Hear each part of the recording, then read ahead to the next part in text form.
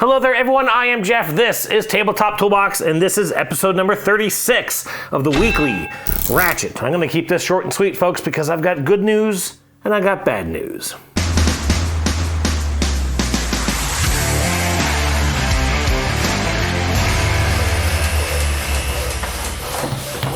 Hey there, everyone, and welcome back to the weekly Ratchet. Happy to have you all here. As always, I hope you've had a fantastic week of playing games with family and or friends. I haven't been doing a whole ton of that lately. Listen, I'll give you a quick little confession here. A little over a week ago, I started playing No Man's Sky on the Xbox. This is a game that I checked out a couple of years ago. Didn't really click with me. Tried it again recently after I kind of got tired of playing Starfield.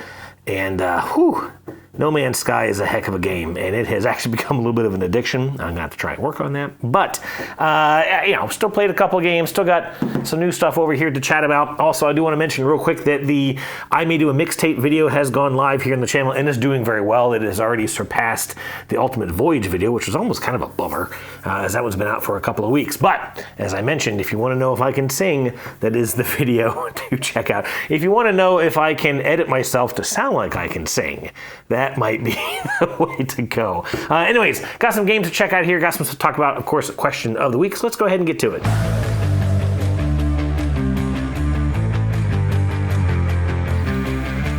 All right, so for no reason in particular, I'm going to keep this episode moving. The first game, this always catches me with how heavy this thing is. This is Theme Park Mania, and I'm going to turn this, actually, I think the glare is going to help me just a little bit in this one. This is a theme park themed game. I'll show you a picture of the back of the box here.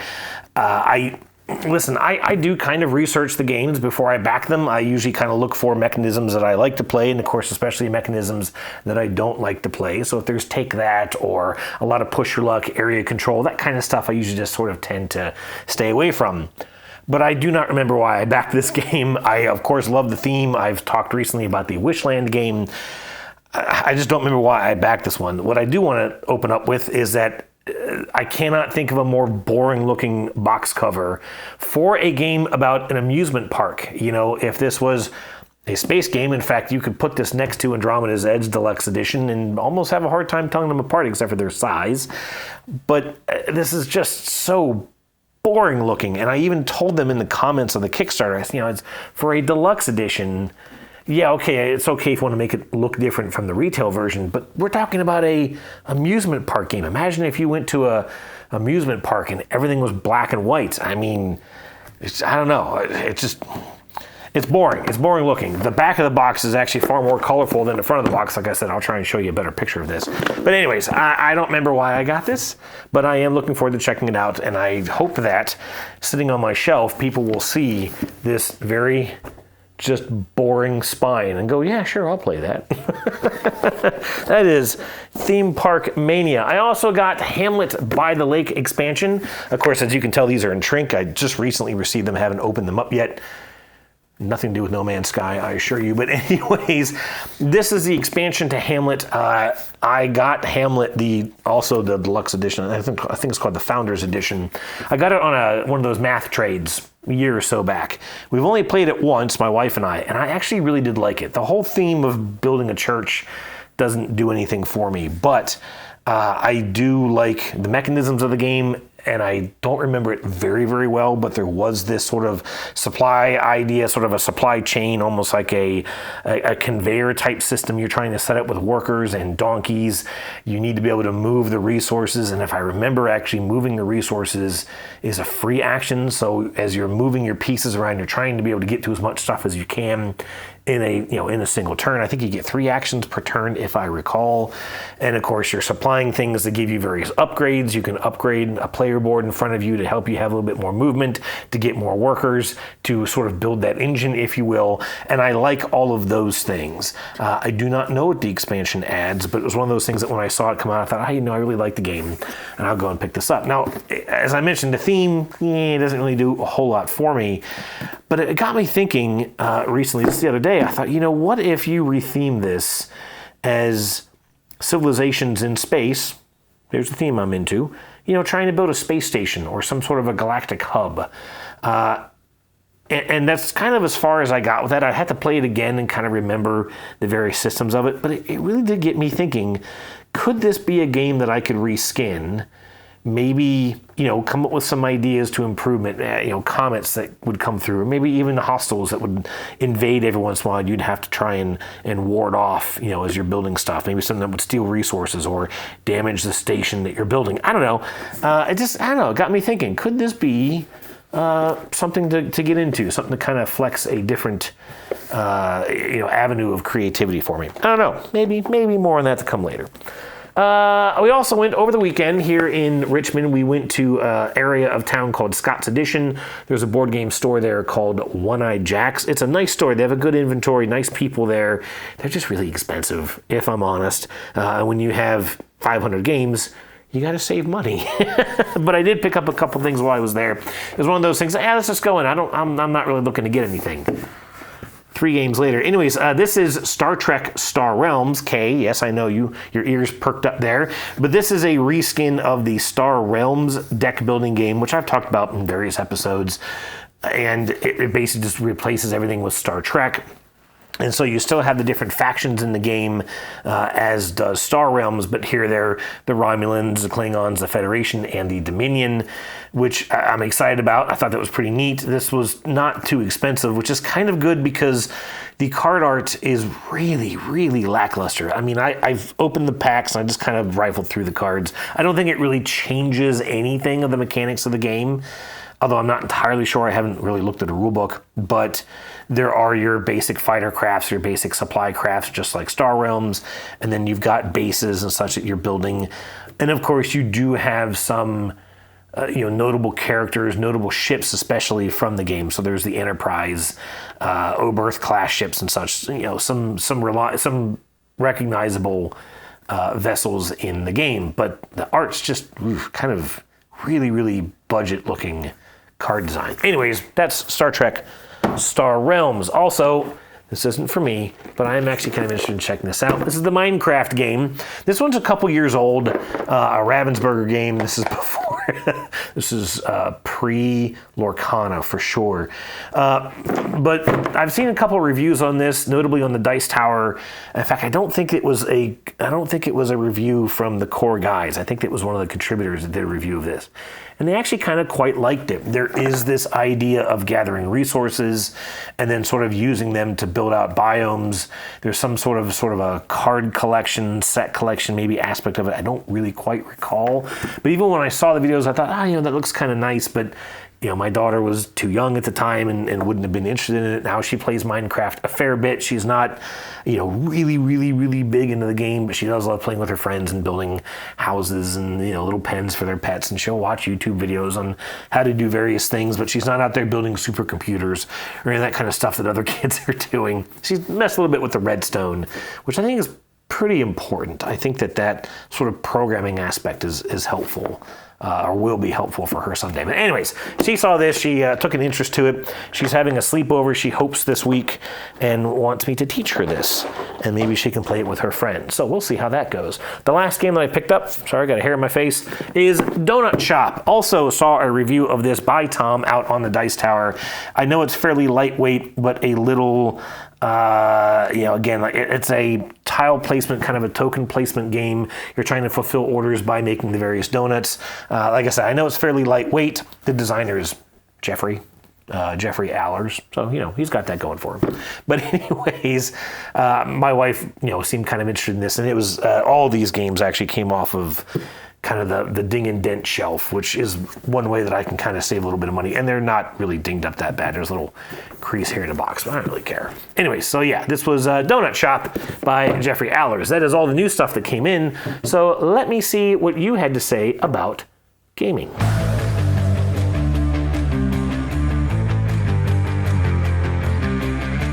Okay, coming into question of the week. Last week I asked you to tell me about a game that surprised you, something that maybe you went into not expecting much out of and ended up having a really good time with a game. And got a couple of great comments here. Thank you as always for those.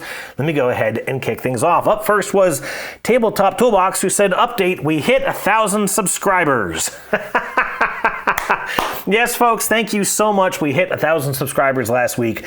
Certainly a personal milestone, but something that I have been kind of grinding towards over the past couple of weeks as I was kind of seeing that number edge closer and closer. So I just want to thank everyone who has stuck around. Obviously, welcome to all of our new viewers and subscribers over the past handful of weeks, months, whatever. Great to have everyone here, and thank you so much for your participation. I want to do something fun for this at some point going forward. I'm thinking of a kind of behind the scenes as how the Ratchet is kind of put together, sort of how I run through all this, even the editing, some little things like that. I don't know, maybe let me know if that's something that you're interested in. That's not the question of the week, don't worry about it.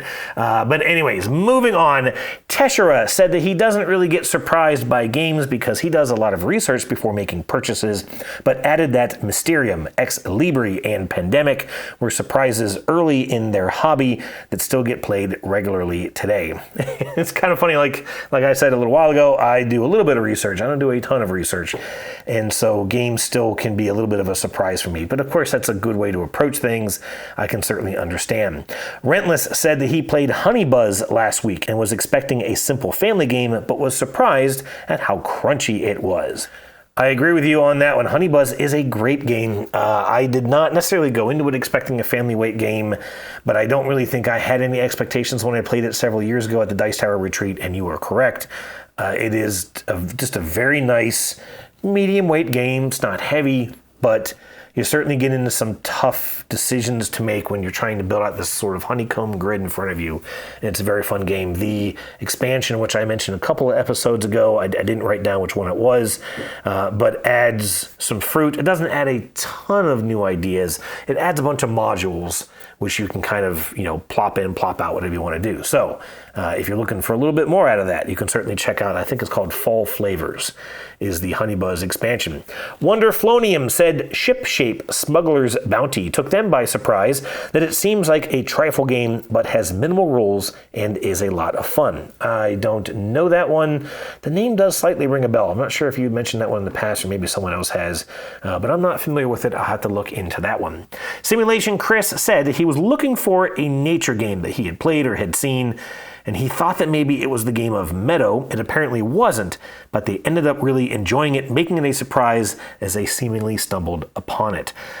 Meadow was kind of the same thing for me. I talked about this in Dice Tower episodes a long time ago, that it just didn't look very interesting to me. I mean, I was sort of familiar with it. I kind of had an idea of how it played, but just a grid of cards that you're sort of drafting from didn't look like a lot of fun.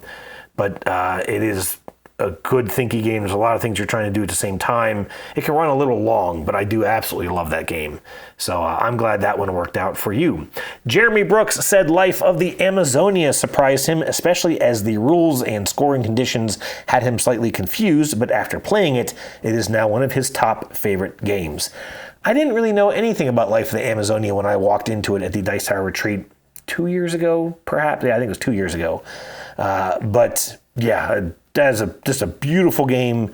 It is, a bag builder or a deck builder turned bag builder. The scoring can be a little wonky at times, but yeah, just a fantastic game. So I'm glad you like that one as well. CR Poll said that Six Nimmt surprised him. He doesn't remember why he tried it on Board Game Arena, but ended up really liking the hectic gameplay. I have seen a review of Buy, Shut Up, and Sit Down on that one, but I have never had a chance to play it. I don't think it's my type of game based on how you described it in the rest of that comment, but those games certainly have their audience, and that's great to know. Lastly, Ryan Combs said his wife avoided Hegemony as long as possible, but after one play, she absolutely loved it. Hegemony is definitely, as I think I've mentioned it on some previous episodes, especially when I played with Greg and Katie of the sorry guys, of the Meeple Society. Just one of the most brilliant games I have ever experienced. I do not know how they created that. It is such a brilliant game. I wonder, Ryan, if you guys played it just the two of you, or if you had extra players with you, as that game changes substantially at those different player counts with those different asymmetrical sort of factions in there. But yeah, that is a great game, but that is a tough one to get to the table for sure. That is it, actually, for Question of the Week. Not a ton of answers this week, which is certainly fine. For next week, I'm going to go ahead and bring out the question now. I was going through a closet in my room. I don't remember what I was looking for. I think a cable or something for a laptop, so whatever. And I came across a stack of papers for a print and play game that I had gotten off the internet. I think it's called Supermarché or La Supermarché, something like that. It's supposed to be like a grocery shopping type game, and this was on Board Game Geek a while back, and I don't remember where I heard about it, but it was fairly popular at the time. I got all the files for it, printed everything out, and now all the papers are just getting crumpled sitting in the closet. And it made me wonder, has anyone ever gotten into print and play games? What are your thoughts on print and play games? And I don't necessarily mean getting print and play components for a Kickstarter game and maybe using that to kind of check out the game, although you can certainly chat about that if that's something that you've done.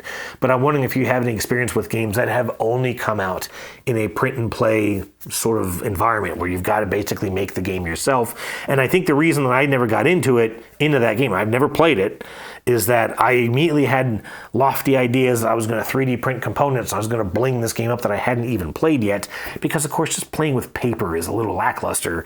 And because I never did that, and I wasn't necessarily motivated to do it, I never played the game.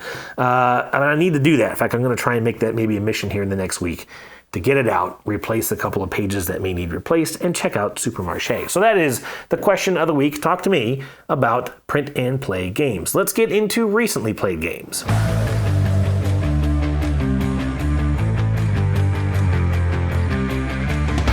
Okay, as I mentioned, I didn't play a ton of games in the past week, and video gaming had nothing to do with that. But as I suggested I was going to try and play last week, I did play Redwood. This is from Sit Down Games. The designer is Christoph Raimbolt, and this is a game about going out and photographing wildlife, flora and fauna, in a forested type environment. Actually, a variety of different environments. And on the surface, it looks very, very simple, but I remember from playing this at Gen Con 2 years ago, that it was not very simple. This, on paper, it's pretty easy. You're moving around this round board, and you're trying to take pictures of different things, aiming at the backdrops that are sort of around the perimeter of the board, and trying to get different things into your shot. But the way that you do that is at the beginning of each one of your turns, you're drafting sort of a movement vector and then a camera piece, a little plastic, I think it's a PVC plastic overlay, and you have to choose both of these without being able to touch them. You can't pick them up, you can't size them. In fact, it tells you in the rule book that if you touch it, you picked it. That's it. And you have to pick both of those things before you use any of them. So you can't even move and then pick your camera. And it makes it really tricky, because of course you get into place and then you realize, nope, that you picked the wrong lens, or you moved further or further away, or not far enough away, whatever, than you had meant to. And you kind of come away with just scoring absolutely nothing. Which is okay. It's not that that's necessarily a bad thing, except for that maybe if it's your first play and you don't really know that, you don't know how crucial that is. Kind of like my wife coming into this game, she just missed every shot. She couldn't really get anything lined up the way that she wanted to. She wasn't able to kind of compensate well enough for, if she was doing a real long distance shot, okay, well then things that are really, really close to you probably aren't going to fit in that frame because of how narrow that beam gets, or how narrow that angle is closer to your character. So anyways, it was a fun game, and I had a better play of it myself because I kind of knew a little bit more going into it what to expect. She did have a good time with it. She just didn't score well at all, poor thing. But it's a pretty neat game. The only thing I think that I might look into doing if I play this multiple times is I almost think I would like to see a mode where you move first and then you pick your camera lens, because I can't ever really see an environment where you're sprinting through the forest while trying to change your camera and snap a shot. I mean, that's not how wildlife photography works. But I get that they did that to make the game harder, but I don't really know that it's necessary to make it that difficult because you can get those wild differences in scores if a player just doesn't really know what they're walking into. Anyways, neat game. Love the presentation of this. And yeah, it's one of those things where you kind of look at it and you go, oh, it's a cutesy little game. No, this is some thinking. This is some thinking involved for sure. All right. I mentioned at the beginning of this episode that I had good news and I had bad news. So here we go. The good news is Daniel came back. Daniel came in last week. We played a game here in the treehouse. He had the week off to himself last week, and he said, hey, I said, well, hey, let's go grab a beer. And he goes, well, I was going to come over and play a game. What? He's not back for good. He just, kind of thought, let's hang out, let's play a game. The bad news is he chose Andromeda's Edge. I promise I'm not going to go into depth in this play. He actually has a copy of the game. He backed it back when he was playing a lot, and it's still sitting in shrink at his house. He's kind of deciding whether he's going to maybe try and play it solo or sell it and basically get his money back, which he should be able to do pretty easily given the popularity of that game. And I was a little nervous going into it because I told him, I said, look, I've played this 5 times now. I've played it at all the different player accounts except for 5, which I would never do. And I didn't necessarily want to blow him out of the water with it, which you're just going to do if you're a little bit more experienced at the way that game works. If you're more familiar with it, you're going to do better. And he said, I know, it's fine. Well, that's kind of what I did. I think I had 225. It was my highest multiplayer score ever. May have beat my solo score as well. But anyways, he did have a good time with it. He was definitely getting tired towards the end because there is a lot going on in there. And we still had the problem of just missing tons and tons of little rules, just forgetting that, I forgot I had this thing, or I forgot that ship let me do this. In fact, we had a turn where I thought I was going to trigger the end of the game, which would give him one more turn and me one more turn. I didn't. And he was like, oh crap, now I've got 2 more turns and I just don't know what I'm going to do before pulling all my stuff back. He kind of wanted his pullback to be his last turn, but he was afraid of, if he had to do a turn before that, he was going to place a ship out that was going to trigger all kinds of combat, and he might kind of lose some strength going into that collect your workers action. And then all of a sudden, as he was sitting there kind of mathing out his second to last turn, I said, oh, no, wait, hang on a second. That ship that I did that thing last turn, and this ship that I used, I forgot, gives me an extra 3 points. And that triggers the end game. So this is actually your last turn, to which, of course, he was like, oh, thank goodness, that's actually a lot easier. And that just happened throughout the game. And there were so many times when he kind of said, oh, geez, I forgot to do something. And it's no big deal. Let's, just kind of fix it as best we can. And in fact, I had a player power that I just completely forgot about the entire game. Something that my faction let me do. I had 2 abilities. One of them I never used because I didn't see the value of it. But it kind of made me forget about the other one. And I did not remember until after I had done that action as many times as I possibly could. I couldn't even do it anymore. And I said, oh, geez, I was supposed to get something every time I did that. I've done it 4 times, never triggered that ability. And if I do it now, it would be so unbelievably overpowered that I just don't even want to. But it's just one of those things. I've played it now 5 or 6 times. And I've never quite played it 100% correct because of how much overhead there is in that game. There's just rules coming at you from all over the place, and it just makes it so cumbersome to play. And that's all I'm going to say. I promised I wasn't going to go on anymore about Andromeda's Edge. The last game I played this week is the new Tidal Blades 2, Rise of the Unfolders. This is from, who's it from? Druid City Games, that's right, designed by Tim and Ben Eisner. Now, this is a cooperative game. I think I mentioned this briefly when this came in. It's a dungeon crawler game. Now, it's a dungeon crawler game, no doubt about it, although at least so far, from what I've seen, you're not actually playing in any dungeons. And the biggest thing with this game is that it is beautiful. I mean, let's talk about the contrast in, I moved the box somewhere. Well, let's talk about the contrast between this and the amusement park game, just how differently they look. It's night and day. If you see this, you're going to really be curious what this is about because it just looks beautiful. But I'm sure that at some point we're still going to be underground somewhere fighting monsters, right? Which is okay. But I thought that maybe this theme, maybe this kind of universe might be a little more appealing to my wife. So we played the first game of this, and we had a good time with it. Now, the problem that I always have with a co-op game, me personally, is that when you're playing a cooperative game, you're playing against the game, right? And so the game is going to do things per the rules, per the cards, per the enemies, whatever's going on. And you're always, if you're that person who's kind of running the game, as I always am when I'm playing with my wife, I'm the one who always has to say, okay, he's going to attack you and he does 8 damage. That's really going to hurt you. Okay, this guy's also going to attack you. That's another 4 damage. Maybe I'm rolling the dice and, oh, sorry, he actually hits you for 2 more. And I always feel like I'm the bad news bearer, right? I always feel like I'm the one giving her the bad news about what's going to happen. And I don't know, that to me, it feels like, it makes me feel like I'm the one punishing her, and I'm not, but it feels that way. But anyways, we did have a good time with it. The only thing I'll say about this, so the first is the Tidal Blades 2. The first one is a beautiful game. It's a much bigger box than this. It has a ton of components in it, and unlike most games, it has one big, large board that you set up. It has all these little floating boards all over the place. You just kind of lay this thing out all over the table. It takes up a ton of space, and it takes forever to set up because you have to lay out each board individually. You're constantly sort of respacing. Oh, I forgot about this. Oh, I need this in here. Need a place to put these things. And so the setup was very lofty. The setup on this one I thought would be easier because the maps are a set of booklets, and you just flip to the page and you tuck the booklet side by side, and there you go. It's really, really easy to set up the maps in this, unlike at least the first edition of, say, Gloomhaven. However, because it is a cooperative campaign-based game, and you've got character sheets, you've got different player boards, and you've got to set up your attributes different to the other players. You have a deck of cards that you're adding to throughout the game.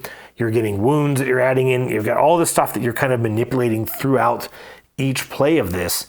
And the setup instructions in the rulebook are terrible because it just says things like, well, get your action cards.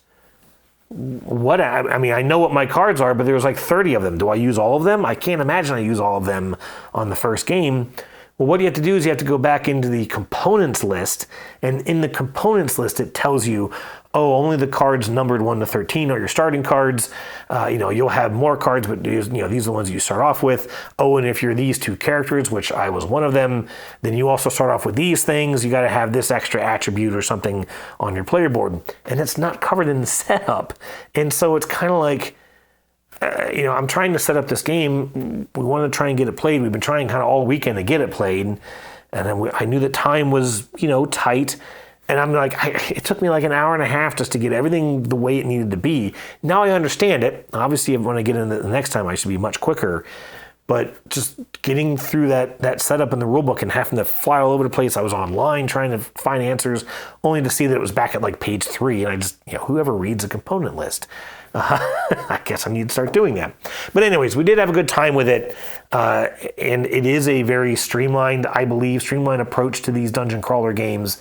You have a 9-card nexus, a 3x3 grid that you're playing cards into, and then you trigger the row or column into which you place that card.